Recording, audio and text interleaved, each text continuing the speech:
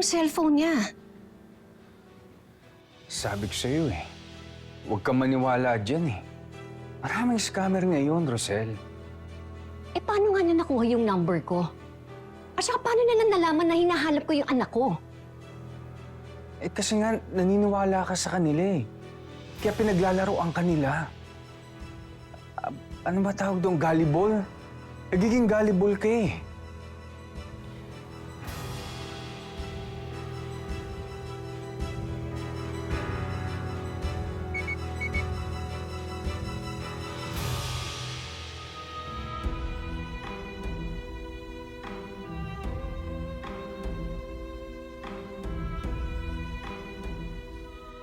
Ano sabi?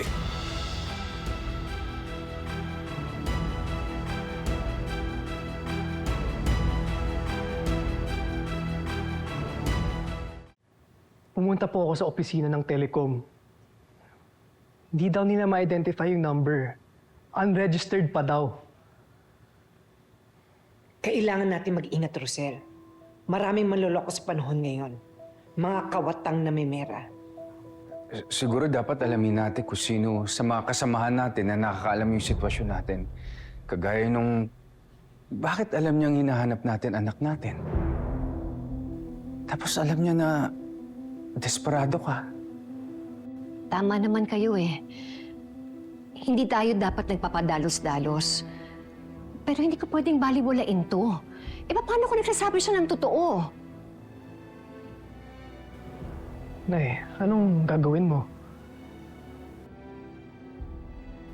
Hihingi ako ng katibayan.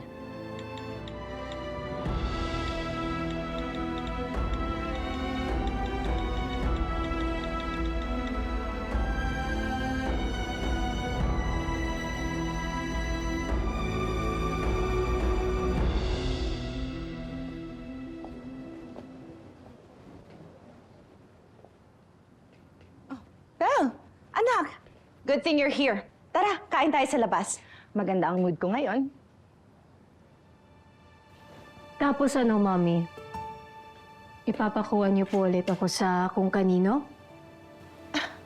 Belle? Alam ko na kung ano ginawa ninyo, Mami. Pinabayaan niyo ako sa lalaking yun sa bar. You planned it all along. Why? How could you do this to me, Mommy? What? That's preposterous. Huwag mo nga akong pinagbibintangan. Huwag na po kayong magpalusot, Mommy. Malinaw na sa akin ang lahat. You never loved me. You don't even care about me. Kahit bilang tao man lang, Tita Rosel was right about you. You are so selfish! How dare you talk to me like that? Malakas ang loob mong ganyanin ako? Wala kang utang na loob. Ako? Wala akong utang na loob! Kung wala, baka pinapulis ko na kayo! Minsan yun na akong ibinenta kay Sir Chito. Tapos kagabi, ano? Ano plano nyo? Ibenta ako ulit? Pagkaperahan na naman? Bakit? Kung tutuusin, kulang pa yun sa lahat ng ginastos ko sa'yo. Sa lahat ng ginawa niyo sa akin! Huwag niyo isisi sa akin kung iniwan ka ni Dad. Hindi lang yun ang kasalanan mo, Belle. Hindi lang yun! Then ano pa? Ano pa, Mommy? Because honestly, wala na akong natatanda ang kasalanan sa inyo. Maliban sa mahalin kayo. Yun ang akala mo! Pero ang totoo, Ben, resulta ka ng panloloko sa akin ng daddy mo! What do you mean? Maniningil ako. All of you! Sisingilin ko kayong lahat. Ikaw, ang daddy mo, at yung walang kwenta mong ina! So kilala niyo po ang nanay ko.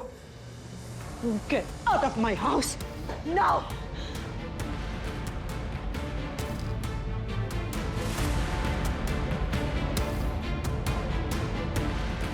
Get out now! At kahit isang gamit, wala kang dadalhin. Dahil lahat ng meron ka, that life, that privilege, I paid for it! Sana hindi na lang kayo kumampot sa akin! Pagod na akong tumanaw ng utang na loob sa inyo! You don't deserve it! Fine. I don't need you anyway. Magsama kayo ng nanay mo. Manang-mana ka talaga sa kanya. Mga buwisit kayo! Then sino? Sino ang nanay ko? You will never hear it from me. Mamamatay ka na walang kinikilalang ina because you don't deserve one. Gusto mo nang sana, ha? Sana, nung baby ka pa na hindi ka makahinga, sana hinayaan na lang kita para hindi ka na nabuhay! Umalis ka na dito! Umalis ka na! Ha? Umalis ka na! Lumayas ka! Ka! Layas! Ayaw mo umalis, ha? Ayaw mo umalis? Ayaw mo umalis? Umalis ka! Huwag ka nang bumalik dito!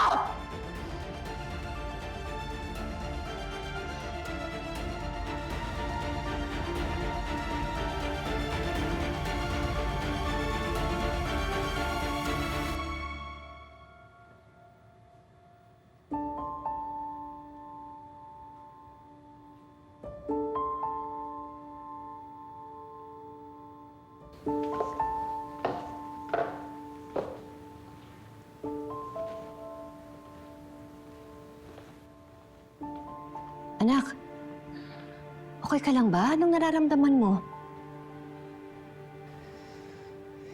Hindi ko po alam na eh. Bigla pong bumigat ang pakiramdam ko. Naku anak, baka lalagdating ka. Hindi po yun na eh. Nararamdaman ko po dito. Bigla pong ang bigat-bigat po ng dibdib ko. Nararamdaman ko po pero hindi ko alam kung bakit. Hindi kaya yan yung nararamdaman ng kakambal mo? Kaya tumatagos din sa'yo?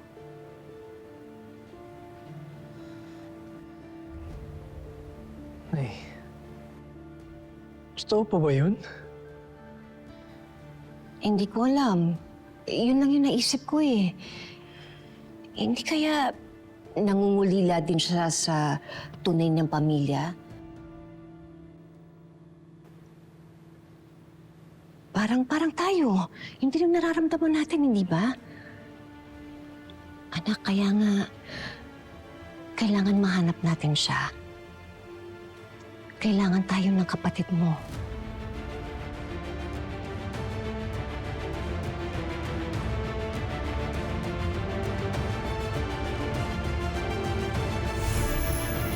Naghahanap siya ng proof na nasa atin yung anak niya. Anong proof yung pwede natin ipadala? I think meron ako. Teka, kung kilala niya yung nanay mo, bakit hindi niya sabihin sa'yo? Kaya nga, yun nga rin ang pinagtataka ko eh.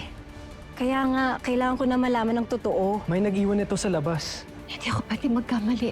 Tyrone, sa kakambal mo to. Bel, ito na. Nakakuha na ako ng lab results na pinadala sa mommy mo. Paano nila nakuha to? Hindi ko alam.